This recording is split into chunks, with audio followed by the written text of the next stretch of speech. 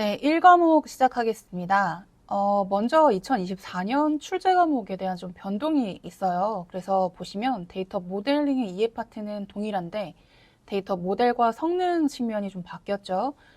성능에 대한 부분을 좀 많이 내려놓고 정규화에 좀 포인트를 맞춘 식으로 출제가 될 것으로 예상이 되니까 특히나 정규화 같은 경우에는 또 많이 어려워하시는 부분이기도 하고 1, 2, 3차까지 정규화가 됐을 때 어떤 식으로 데이터가 쪼개지는지, 테이블이 쪼개지는지 이런 것들을 초점을 맞춰서 공부를 해주시면 충분히 승산이 있을 것이라고 보여집니다.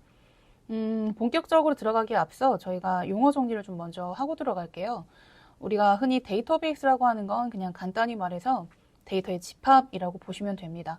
하지만 저희가 데이터를 여러 개 파일 형태로 그냥 관리를 하게 되면 아무래도 데이터를 찾는다거나 관리하는 데 좀 어려움이 있겠죠. 이런 것들을 보다 잘 관리할 수 있도록 만든 시스템을 우리가 DBMS, 데이터베이스 매니지먼트 시스템이라고 얘기를 하는데 여러분들이 알고 계시는 오라클, MS SQL 이런 것들이 다 DBMS의 일종이죠.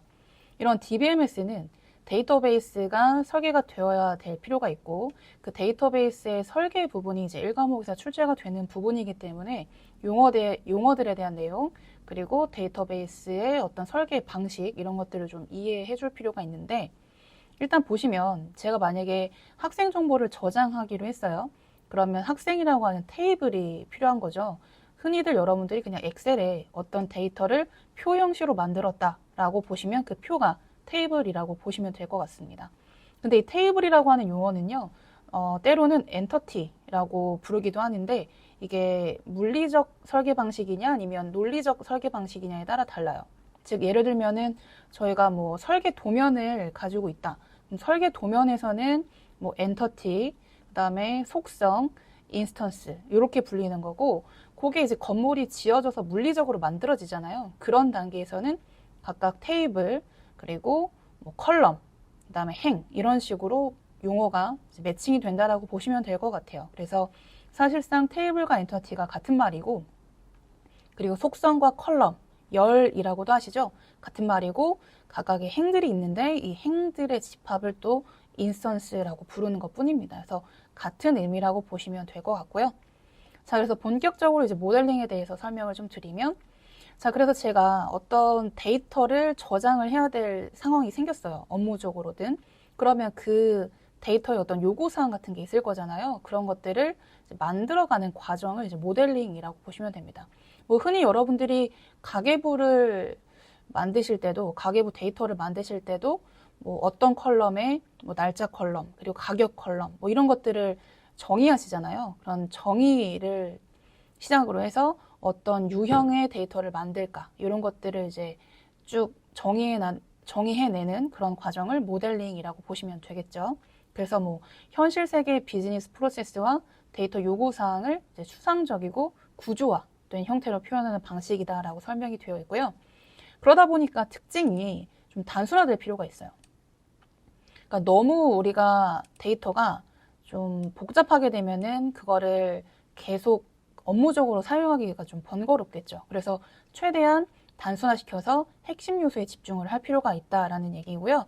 그 다음에 어쨌든 눈에 보이는 이런 현실 세계를 반영한 개념이잖아요. 그래서 추상화라고 하는 간략하게 먼저 표현을 하고 그 다음에 그걸 구체화시켜야 되는 부분이기 때문에 이런 특징을 가지고 있다라고 보시면 되겠고요. 네, 다음은 데이터 모델링 유의점입니다. 데이터 모델링 하실 때는 일단 데이터 중복이 최대한 발생하지 않게끔 할 필요가 있어요. 그래서 하나의 테이블이든 여러 개 테이블이든 같은 정보가 저장이 되게 되면 저장 공간의 낭비가 발생할 수밖에 없기 때문에 이 점을 좀 유의해야 되고 두 번째는 업무적 변화에 좀 유연한 대처가 필요하죠. 즉 업무가 변화될 때마다 테이블에 대한 변화도 좀 용이할 수 있게끔 설계를 해야 되는데 그렇지 않게 되면 유지보수 비용이 커질 수밖에 없겠죠.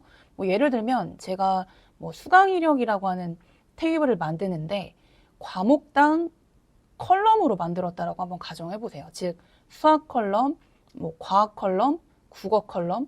그러면 만약에 제가 새로운 과목이 추가된다라고 한다면 계속 컬럼이 추가되는 방식이잖아요. 이런 건 좋은 모델링이 아니라는 거죠. 그래서 과목이라고 하는 그런 속성에 대해서 하나의 컬럼으로 정의를 하게 되면 그때는 그냥 행이 추가되면 되는 방식이기 때문에 좀 유연한 설계가 될 수가 있겠죠. 그다음 세 번째는 일관적일 필요가 있습니다. 즉 데이터베이스의 정보가 서로 모순이 되거나 상반되는 서로 다른 내용이 저장이 되면 안 되겠죠. 뭐 예를 들면 A라고 하는 테이블에 제가 업무 코드를 0001 이렇게 설계를 했는데 B라고 하는 테이블에는 1000 이런 식으로 설계하게 되면은 서로 또 데이터를 연결하는 과정이 오류가 발생할 수밖에 없잖아요. 그래서 그런 것들에 대한 관계를 명확하게 정의할 필요가 있다라는 부분이고, 데이터가 중복이 없더라도 이 비일관성은 발생할 수 있죠. 그래서 중복된 데이터는 없는데 제가 아까 얘기를 한 것처럼 업무 코드에 대한 정의가 서로 다를 수는 있으니까 이런 부분을 좀 주의를 해야 된다라는 부분이 마지막으로 설명이 되어 있습니다. 자, 그 다음 데이터 모델링 세 가지 요소를 보면은 그래서 엔터티가 필요하죠. 대상, 그리고 그 대상의 세부 속성이요. 그래서 학생 엔터티가 있으면 학생 이름, 뭐 전화번호, 주소 이런 속성들이 필요할 거고, 그리고 학생이 있으면은 또 선생님 테이블과의 어떤 관계 이런 것들, 즉 엔터티와 엔터티들끼리의 연결 고리를 관계라고 하는데 이 세 가지가 데이터 모델링의 주 요소라고 보시면 되겠습니다. 자, 그 다음은 데이터 모델링의 3단계인데요. 일단 3단계는 개념적 모델링, 그 다음에 논리적 모델링, 그 다음에 마지막 물리적 모델링으로 되어 있는데, 밑으로 갈수록 가장 구체화되는 부분이고요. 그리고 위로 갈수록 가장 추상적인 부분이죠. 그러니까 개념적 모델링이라고 하는 건 뭐냐면 업무 협의에 있어서 이런 데이터가 필요하겠다 정도만 개념적으로 만드는 거예요. 뭐 예를 들면 제가 학교 시스템을 데이터베이스를 설계해야 된다라고 한다면 핵심 엔터티가 예를 들면 뭐 학생, 그리고 선생님, 교과 과목 이런 엔터티가 필요하겠죠. 이런 것들을 이제 ERD를 작성하는 단계라고 보시면 되겠고요.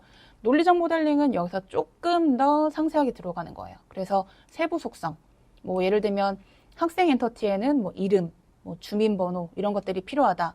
그리고 주식별자가 뭐다. 그리고 어떤 테이블, 어떤 엔터티와의 관계를 맺고 있다. 이런 것들을 정의하는 단계라고 보시면 되겠고요. 그러다 보니까 이 과정에서 데이터를 어떻게 쪼갤지, 즉 엔터티를 이 정도 속성만 담고 나머지 속성 정보는 다른 엔터티에 분리해 주는 게 좋겠다라고 하는 이런 정교화를 수행하는 단계라고 보실 수가 있겠죠. 이런 논리적 모델링까지 끝나면 그 업무에 대한 체계적인 어떤 설계가 끝났다라고 볼 수 있는 부분이기 때문에 이것만 가지고 또 물리적인 설계를 할 수가 있는 거거든요. 그러다 보니까 좀 비슷한 업무에 대해서는 재사용이 가능해지겠죠.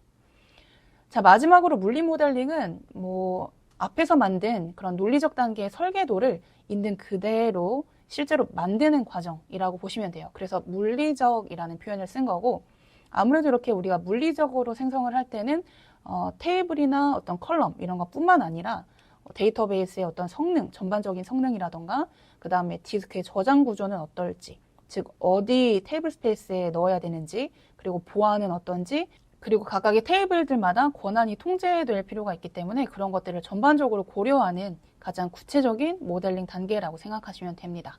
자, 마지막으로 그래서 이 ERD라고 하는 건 뭐냐? 그래서 앞에서 우리가 그런 논리적인 설계 단계에서 만들어지는 이런 엔터티나 엔터티의 관계 같은 것들을 시각적으로 표현한 다이어그램이에요. 그래서 이 ERD만 보더라도 데이터베이스 내에 엔터티가 어떤 엔터티들이 있고 엔터티들끼리의 관계는 어떤지, 그리고 어떤 속성들을 가지고 있고 어떤 주식별자들을 가지고 있는지, 그리고 참조 관계는 어떤지 이런 것들을 좀 포괄적으로 보기 좋게 만든 일종의 설계도 같은 개념이라고 보시면 됩니다. 자, 이 ERD는 작성하는 절차가 총 6단계인데요. 일단은 엔터티를 먼저 그리셔야 돼요. 그리고 적절하게 배치를 해주시고 여러 엔터티들끼리 서로 관계를 가지고 있을 경우 관계를 설정해 주시면 되고요. 관계마다 이름이 있겠죠. 그래서 뭐 예를 들면 제가 학생과 그 다음에 과목이라고 하는 엔터티가 이미 있는데 이들 간의 관계에서 파생되는 이제 수강 이력이라고 하는 그런 관계에 대해서 설명할 필요가 있다라고 한다면 수강 이력에 대한 관계를 또 서술하는 거예요. 그리고 각각의 관계마다 뭐 참여도 혹은 필수 여부, 즉 이 엔터티에 대해서는 필수적 엔터티다, 그리고 이 엔터티에 대해서는 선택적인 엔터티다, 이런 것들을 정의를 할 필요가 있습니다. 그래서 필수적인 엔터티는